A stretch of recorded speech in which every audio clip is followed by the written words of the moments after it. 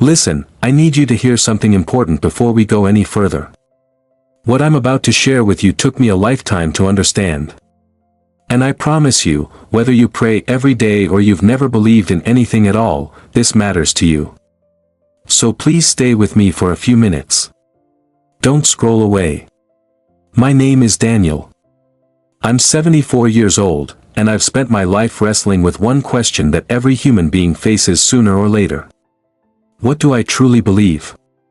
It shaped my doubts, my faith, and life between. I grew up in a home where belief was never a discussion. It was a rule. Sundays were locked in before the week even started. No matter what was happening, no matter how tired we were there. Sitting quietly. Standing when told. Speaking the words we were taught to speak. My father took pride in being involved. My mother believed teaching faith was as important as teaching manners. And by the time I was a child, I could repeat passages without knowing what they meant. Back then, certainty felt like safety.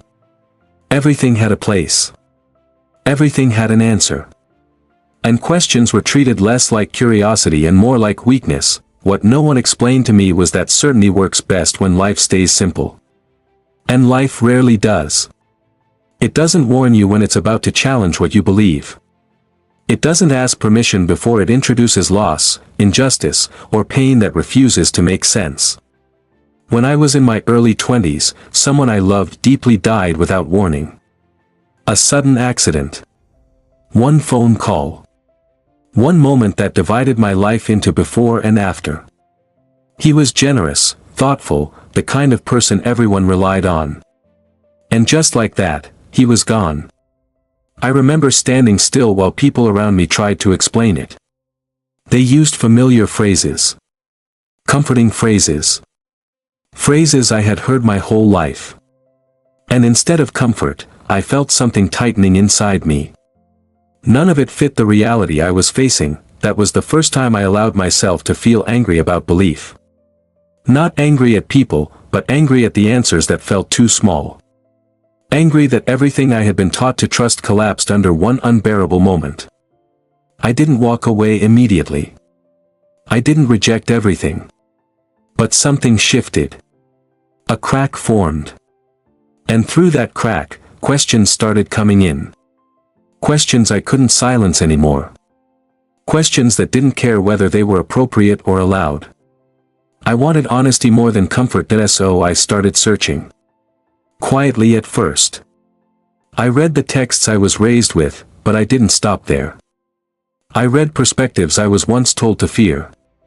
I listened to voices that contradicted what I knew. I explored ideas from people who believed deeply and from people who believed in nothing at all. And what surprised me wasn't confusion. It was recognition. Across different cultures, languages, and traditions, people were wrestling with the same fears. The same hopes. The same desire to matter.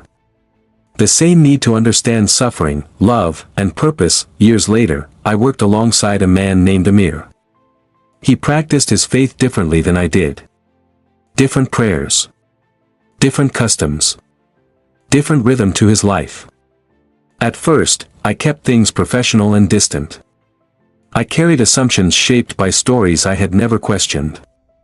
But one evening, working late together, conversation replaced silence. He spoke about discipline, generosity, and surrender.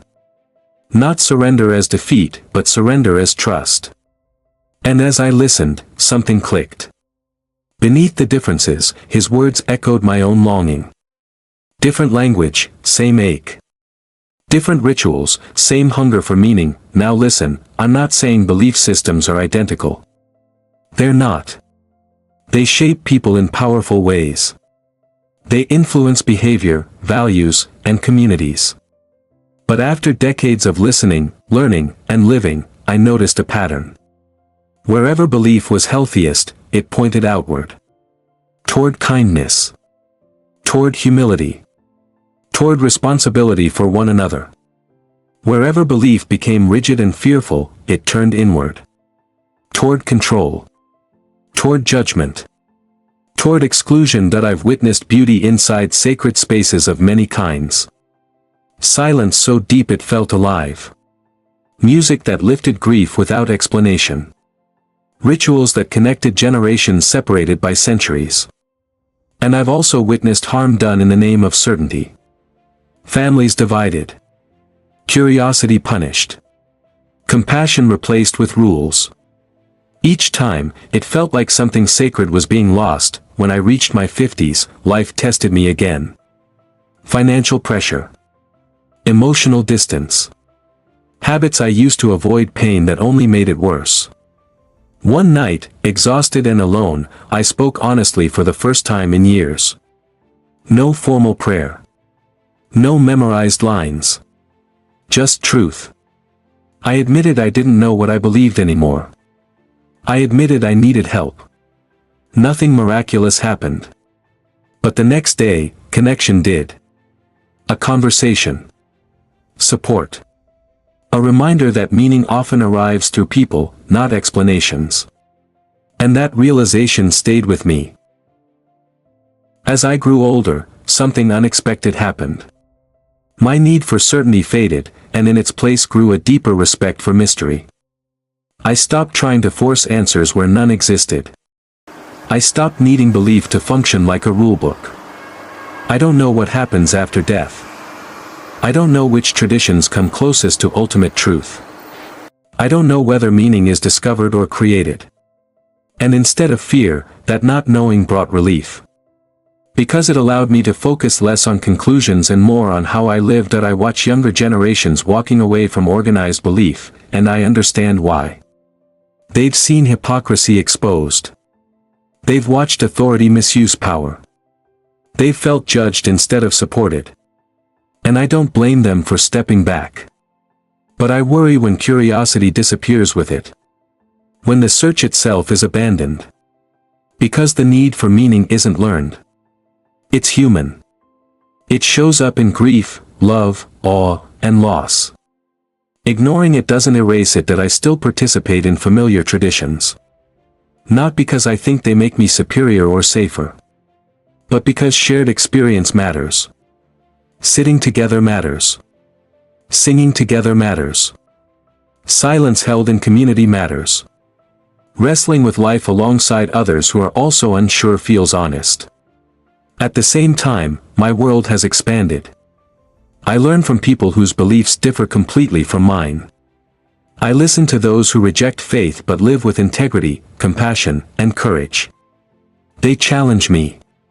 They refine me. Over time, one truth became unavoidable.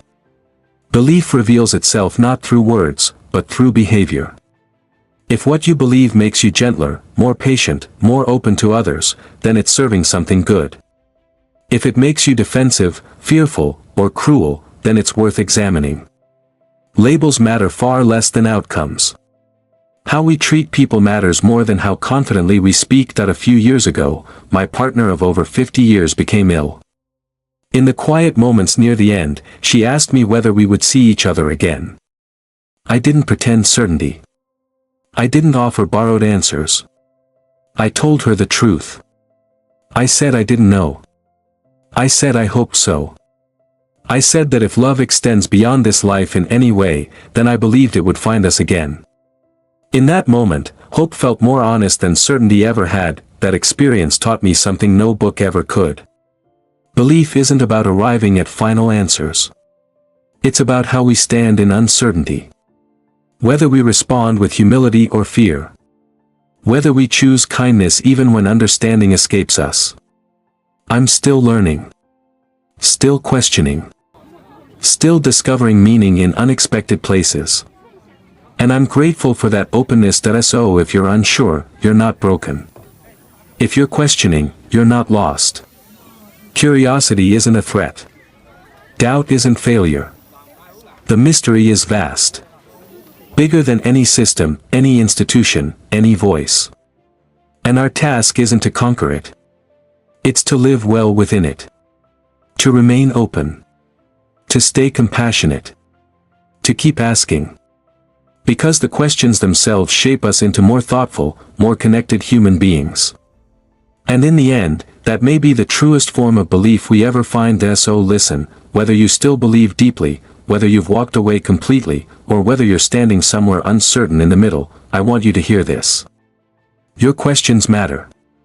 Your doubts are not a failure or a flaw.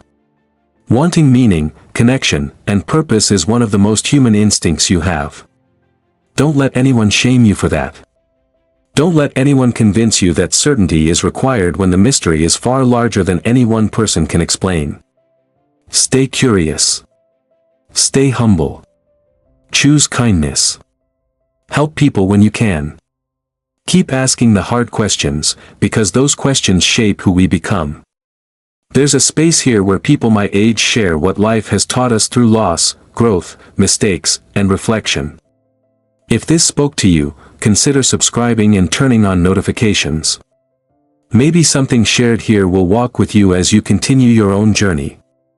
You are not alone, and your search deserves patience, honesty, courage, and compassion, always forward.